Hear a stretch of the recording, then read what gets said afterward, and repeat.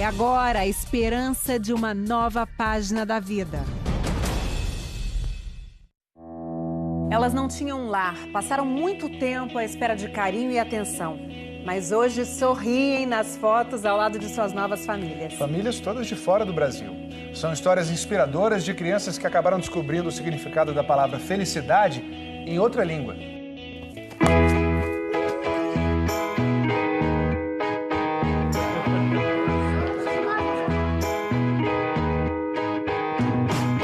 As crianças e adolescentes que aparecem nos vídeos têm muito em comum além do sorriso no rosto. Todos vivem bem, todos nasceram no Brasil, todos são negros, todos têm irmãos. Todos foram adotados por uma família de fora do Brasil, acolhidos e amados, um sonho que nem sempre se realiza. Às vezes eu nem tenho esperança, e às vezes eu tenho, porque já até perdeu a graça de ser adotada. É porque eu sou mais velho, aí eu não tô sendo adotado. Meu pai não me quer mais e minha mãe morreu e eu tô aguardando alguém. Aí tem muita gente que fala, ah, não, porque ele é negro, não quero adotar ele porque ele é negro.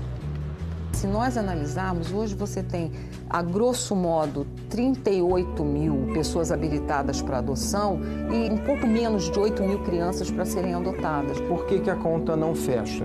Porque nós temos a maioria das pessoas na mesma fila, que é da criança de 0 a 3 anos de idade, sem problemas de saúde, sem grupos de irmãos. Quando um brasileiro resolve adotar uma criança ou adolescente, passa por uma série de processos para ver se tem condições sociais e psicológicas de receber um menor de idade em casa. Também precisa dizer que tipo de criança está disposto a adotar, o limite de idade, se aceita ou não irmãos, ou se há restrição a problemas de saúde. Até a cor da pele pode ser especificada.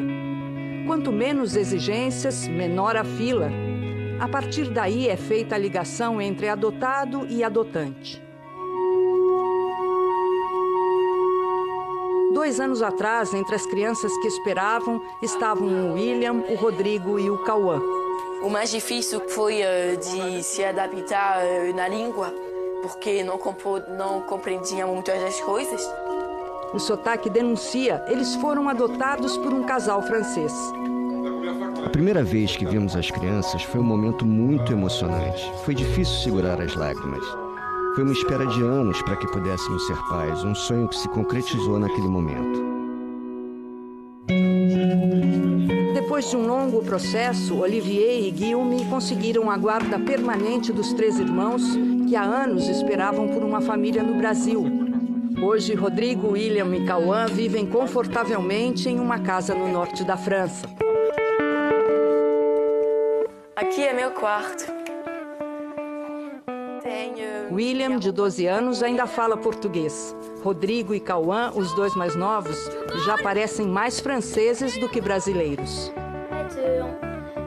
Na verdade, não ligamos para o fato de termos 2 papais, uma mãe e um pai ou 2 mães. Para nós, o importante é ter uma família. Antes eu não tinha uma família. Eu perdi minhas irmãs e eu perdi minha mamãe. Eu perdi meu papai também. A gente prioriza a adoção nacional, mas não havendo pretensos adotantes para aquele perfil específico, a gente busca a adoção internacional. As crianças e adolescentes que não atendem às exigências de nenhum brasileiro são candidatas à adoção internacional. Primeiro, os estrangeiros comunicam ao seu país de origem o desejo de adotar um brasileiro. Esse país investiga se os adotantes têm as condições necessárias e faz contato com o Brasil, que tenta encontrar crianças compatíveis. Entre os países que mais se interessam pela adoção de brasileiros, em primeiro lugar está a Itália. E foi aqui que nós conhecemos a história de Irene e Emanuele. Ao entrar na fila de adoção, eles não especificaram idade, cor de pele e condição de saúde. E foi assim que conheceram os 2 primeiros filhos, Mateus, que no Rio de Janeiro chegou a viver na rua, e Renan. Nascido com paralisia cerebral e soropositivo, Renan foi abandonado aos 40 dias de vida. Mas Irene e o marido queriam mais um filho. A Irene e o Emanuele poderiam ter adotado como terceiro filho uma criança de 1 ano, mas preferiram um menino de 13. Como está sendo para você? Aqui é um lugar muito bonito de viver, é tranquilo. Eu fiz novos amigos na escola. Estou vivendo bem. Eu gosto dessa vida que eu tenho agora. Acho que o mais importante é não esperar encontrar um filho que você não teve. Devemos nos apaixonar por histórias, tentar conhecer e entender o desconforto de onde eles vêm. Deve ser um amor incondicional. Irene e Emanuele são a prova de que, para uma adoção bem-sucedida, a sintonia entre o casal é fundamental. O sonho era dela, mas também dele. Emanuele fez 2 transplantes de rim. Encontrou nos meninos o remédio mais eficaz. Estou bem, eu melhorei não só fisicamente, mas também psicologicamente. Ser pai é uma coisa maravilhosa, ainda mais ser pai dessas 3 pérolas. Padre pode 3 perle. Não digo que a gente vai encontrar Irenes a toda hora, né? Ela mostrou para nós que nós temos que também nos afastar um pouco do preconceito que ainda temos com relação à adoção internacional. Eu pensava que ficaria no Brasil, mas depois aconteceu assim de repente. Nem tão de repente assim. Para adotar um brasileiro, os pretendentes precisam ir ao Brasil e passar por um período de adaptação com as crianças, em geral 45 dias. O processo demorou 2 anos, porque os documentos tinham de ser aprovados pelo nosso governo para depois serem enviados ao Brasil. Nós queríamos 2 irmãs, foi o nosso único pedido. Tivemos sorte quando nosso advogado encontrou as meninas. Nós fomos ao Rio e moramos com elas por 6 semanas. A americana Kelly e o marido Christian já tinham 2 filhos biológicos. Nós encontramos a família em Londres nas férias escolares das crianças. Eu muito gosto de pão de queijo e açaí. Quando a gente ajuda ele fala, eu sei. We're thinking about adopting 2 sisters. What do you think about it? Os nossos pais nos disseram, estamos pensando em adotar 2 meninas. O que vocês acham disso? Eu pensei, não. Não quero dividir meus pais, não quero dividir minha comida. Mas se eles me perguntassem de novo, eu não precisaria pensar nem por um segundo. A resposta seria sim. Eu quero muito ter 2 irmãs. I want 2 sisters. 2 anos depois da adoção, tudo em paz. Só um probleminha para o caçula. Eu adoro ter irmãs. Nós brincamos muito. A notícia ruim é que eu amo sushi. E agora a gente não pode comer toda hora porque meu pai e minha mãe precisam gastar dinheiro demais. Agora que a gente tem o dobro de pessoas.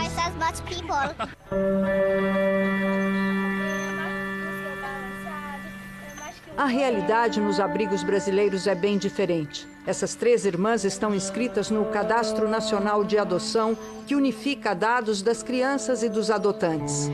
Quero um pai e uma mãe e só alguns irmãos. Se eles me amassem, se gostassem de mim, aí a gente ia formar uma família. Quando completarem 18 anos, terão que sair do abrigo, como determina a lei. Qual de nós, com 18 anos, já estava plenamente preparado, com estrutura emocional, financeira, etc., para gerir sozinho a própria vida? Prefere criança, bebê. Mas também não tem muito trabalho, porque ter um adolescente de 15, 16 anos assim é muito trabalho. Só queria só uma oportunidade de ser adotado. E eles veem, às vezes, os mais novos saindo, e isso gera, né, muitos conflitos internos. Será que eu não mereço? Será que eu nunca vou ser adotado? No Brasil, são raras as histórias como a da Ana Cristina e do Reinaldo. Quando o casal resolveu adotar, decidiu acolher 2 irmãos já grandinhos, mas a família foi crescendo. Isso mesmo, 6 meninos e meninas adotados, e já tem mais 2 a caminho. todos irmãos abandonados pela mãe biológica. Nós resolvemos adotar para que eles se mantivessem juntos. Não seria justo, de tudo que eles já passaram na vida, tempo na rua, tempo no abrigo, eles se separarem. Com a filha biológica que Ana Cristina e Reinaldo já tinham, serão 9 filhos no total. Ela é técnica de enfermagem, ele é bombeiro. A gente fala para mim, se eu tivesse condições, eu adotaria. Mas quem disse que a gente tem condições? A condição é a gente que faz. Meus filhos não passam necessidade. Meus filhos comem bem. Mudanças na lei da adoção estão em análise no Congresso brasileiro. Já aprovada pela Câmara dos Deputados e esperando votação no Senado, a nova lei está sendo pensada para facilitar a adoção internacional, tornar mais comuns histórias como a de Elisa. Uma família nada convencional que conseguiu se reunir depois de anos, algumas separações e muita expectativa. Nós aqui estamos em Roma, mas essa história, na verdade, começa em Canavieiras, na Bahia, há 24 anos. Quando eu conheci a Elisa, eu percebi que ela era a criança certa para a minha vida. Desde o início, com 5 anos de idade, ela já tinha uma visão muito equilibrada da vida. Já era uma pessoa madura.